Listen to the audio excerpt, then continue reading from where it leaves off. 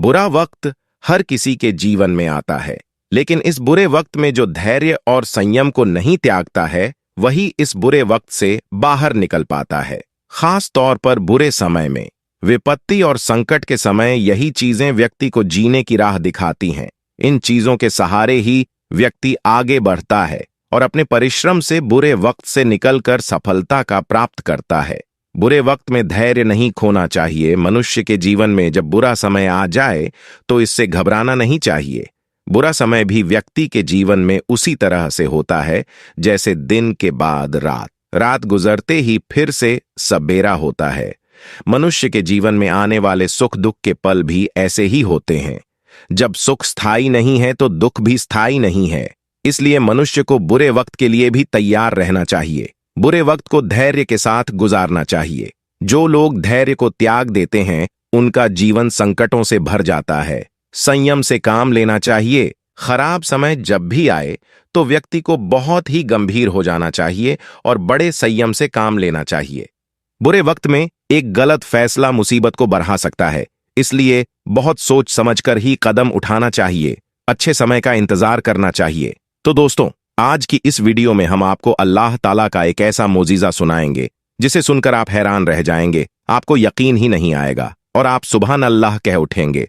तो पूरा माजरा जाने के लिए ये इस वीडियो को आप आखिर तक जरूर देखें और इसी तरह के वाक्य से रूबरू होते रहने के लिए आज ही सब्सक्राइब करें हमारे चैनल को और साथ ही बेल आइकॉन को प्रेस करें। प्यारे दोस्तों, ये बात तो हम भी जानते हैं कि जो शख्स अल्लाह ताला पर यकीन रखता है और अल्लाह के ऊपर भरोसा रखता है तो अल्लाह ताला उसे कभी मायूस नहीं करता, क्योंकि जिस शख्स का अल्लाह ताला पर यकीन होता है तो वह कभी भी अल्लाह ताला की तरफ से मायूस नहीं होता है। बस हमें सब्र करना चाहिए तो अल्लाह ताला हमें उसका फल जरूर देता है। और यह कहानी भी एक ऐसे ही शख्स की है जिसको अल्लाह ताला पर कामलिया यकीन था, तो अल्लाह ताला की कुदरत से वह मायूस ना हुआ और अल्लाह ताला ने उसको अपनी रहमत से ऐसा नवाजा कि पूरी दुनिया हैरान हो गई। चलिए आइए आपको बताते हैं कि यह पूरी कहानी क्या थी। प्यारे दोस्तों, ये एक सच्ची कहानी है। एक गांव में मकरम नाम का एक शख्स रहता था जो कि बहुत गरीब था। 5 वक्त की नमाज अदा करता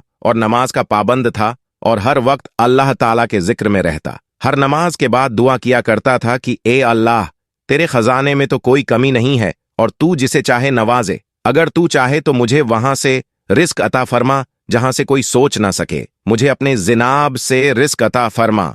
दोस्तों, यह एक गरीब शख्स था। इसकी 2 बेटियां और 3 जवान बहनें थीं जिनकी उसने शादी करवानी थी। बाप का बहुत अरसे पहले इंतकाल हो चुका था। बेचारी एक बूढ़ी मां थी। एक दिन ऐसा हुआ कि यह शख्स बीमार हो गया और कई दिन बिस्तर पर पड़ा रहा। बहुत दिन बीत चुके थे। एक दिन ऐसा आया कि घर पर फगून की नौबत आ गई। मजबूरन बहनों को काम करने के लिए बाहर जाना पड़ा। यह बात उस शख्स के लिए बहुत ही तकलीफ की बात थी कि वह इतना बेबस हो चुका है कि वह अपनी बहनों और बेटियों को कुछ कमा कर नहीं खिला सकता और उसकी बहनों को काम करना पड़ा। वह रोने लगा, फिर दुआ करने लगा, बेशक तू ही हक है, तू ही हर एक बात जानता है, तू ही मददगार है। इसका इस बात पर मुकम्मल यकीन था कि अल्लाह ताला एक ना एक दिन उसकी दुआ जरूर सुनेगा और उसको गैब से मदद फरमाएगा। एक दिन को फजर की नमाज के लिए मस्जिद में गया।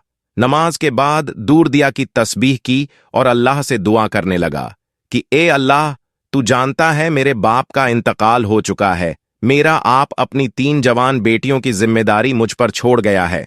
मुझे अपने जानाबी से रिस्क अता फरमा कि मैं यह जिम्मेदारी पूरी कर सकूं। तू वहां से भी दे सकता है जहां से कोई सोच भी नहीं सकता। प्यारे दोस्तों, वह नमाज पढ़कर मस्जिद से बाहर आया तो उसे एक नौजवान मिला था जिसके पास एक गधा था।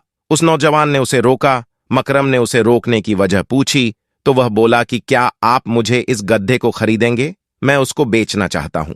मकरम ने कहा कि अभी तो मेरे पास पैसे नहीं हैं, वरना मैं जरूर खरीद लेता। पर वह नौजवान बोला कि आप यह गधा मुझे ले लें, क्योंकि मैं अभी इसको रख नहीं सकता। आप इस गद्दे से कुछ पैसे कमाकर मुझे कुछ रकम बाद में दे दीजिएगा। यह सुनकर वह आदमी ने सोचा कि शायद इसी में अल्लाह की रजा हो और उसने ही मेरी मदद के लिए इस शख्स को भेजा है। मकरम ने उस गधे को ले लिया और इस गधे को लेकर घर आ गया। अगले दिन वह गधे को मंडी ले गया ताकि अपने खाने पीने की रोटी कमा सके और उसको काम भी मिल गया। बोरियां गधे पर लादकर वह दूसरी जगह पहुंचाने के लिए निकल पड़ा। उसने खुदा का शुक्र अदा किया कि उसने मेरी मदद फरमाई। अब मैं कुछ पैसे कम कर अपनी बहनों की शादी कर पाऊंगा और बेटियों की अच्छी परवरिश कर पाऊंगा। प्यारे दोस्तों, फिर एक दिन ऐसा हुआ कि उसका गधा शादीद बीमार हो गया। तो उसने उसे एक शख्स को दिखाया।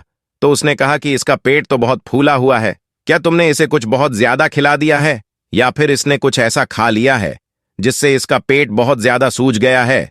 तुम इसे किसी जानवर के अस्पताल में दिखाओ। अगले दिन वह उसे गधे को एक अस्पताल में लेकर पहुंचा, जहां डॉक्टर ने देखा और अल्ट्रासाउंड किया और बताया कि गधे के पेट में धातु नुमा एक बहुत बड़ा टुकड़ा नजर आ रहा है और इसको ऑपरेशन करके फौरन निकालना पड़ेगा, वरना गधा मर भी सकता है। फिलहाल डॉक्टर ने उसका ऑपरेशन किया और उसके पेट में काफी बड़ा धात टुकड़ा बाहर निकाला, लेकिन गधे को बचा नहीं पाए और गधा मर गया। डॉक्टर ने उसको एक हैरान कर देने वाली खबर सुनाई कि गधा नहीं बचा, वह मर गया। लेकिन मुझे इस बात पर हैरत है कि इतना बड़ा धातु का टुकड़ा इसके पेट में गया कैसे, या फिर इसके पेट के अंदर कैसे पैदा हुआ। डॉक्टर ने वह टुकड़ा उसे आदमी को दे दिया। बहुत ही ज्यादा दुख में उसने अपने गधे को दफनाया और वह टुकड़ा लेकर घर आ गया। वह इस कहानी को बार बार सोच रहा था और बार बार दिल में अल्लाह से दुआ कर रहा था कि तू ही मददगार है और बहुत ही बेहतर वसीला बनाने वाला है। अभी तो मैं इस गधे की कीमत भी अदा नहीं कर पाया। अगर वह शख्स मुझे मिल गया तो मैं उसके गधे की कीमत उसे कैसे दूंगा। अब तो बस तू सब जानता है और तू मुझे अता फरमा, जहां से किसी की सोच भी ना हो। वह शख्स दुआ कर रहा था कि इतने में धात का टुकड़ा नीचे गिरा और उसकी परत ऊपर से उतर गई।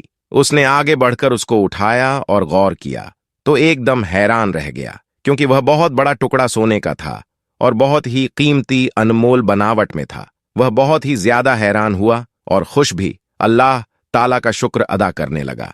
अगले दिन वह टुकड़े को छुपाकर शहर गया और एक बड़ी सुनार की दुकान पर आकर उसको वही टुकड़ा दिखाया। दुकानदार भी हैरान रह गया कि यह तो बहुत ही कीमती अनमोल टुकड़ा है, ये तुम्हें कहां से मिला। अब अगर वह दुकानदार को बताता कि अजीब कीमती चीज गधे के पेट से निकली है तो कोई उसकी बात का यकीन ना करता। इसीलिए उसने कहा कि यह कीमती चीज उसे बाप के इंतकाल के बाद आपके सामान में से उसे मिली है।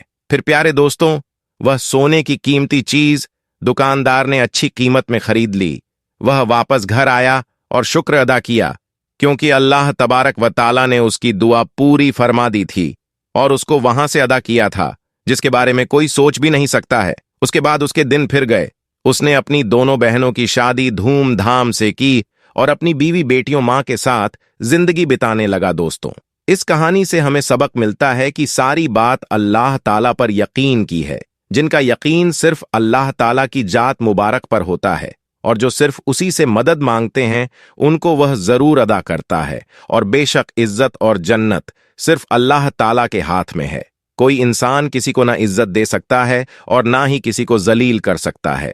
जब अल्लाह ताला किसी को इज्जत देना चाहे तो फिर सारी दुनिया मिलकर भी उसे जलील नहीं कर सकती, लेकिन अल्लाह ताला जब इज्जत देता है तो उसका इम्तिहान भी लेता है।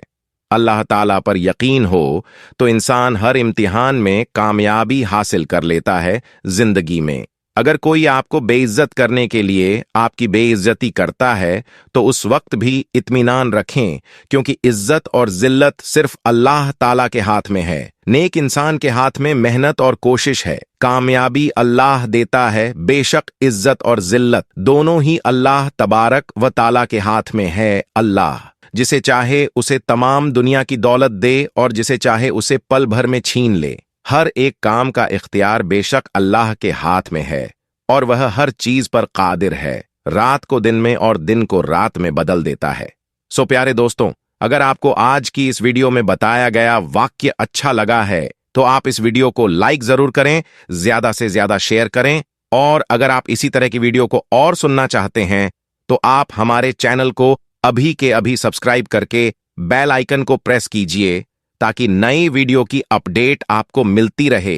इंशाअल्लाह जल्द ही मुलाकात होगी नई वीडियो के साथ। तब तक के लिए अल्लाह हाफिज।